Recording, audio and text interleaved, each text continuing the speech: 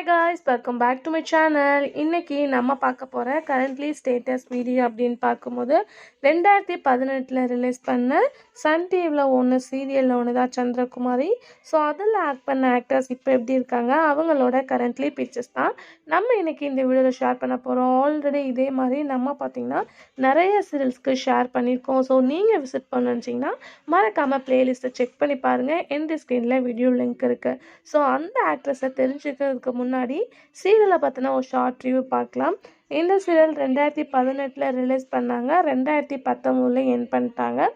Total episode 144 மட்டும்தான். But இந்த serial ஒரு ஹிஸ்டாரிக்கல், அதாவது சரித்திர வரலாறு கலந்த சீரியலாக கன்வெர்ட் பண்ணியிருப்பாங்க. இதில் மெயின் லீடில் ராதிகா மேம் ஆக்ட் பண்ணியிருப்பாங்க டபுள் ரோலில். ஒரு இன்ட்ரெஸ்டிங்கான ஸ்டோரி லைனில் இதுவும் ஒன்று.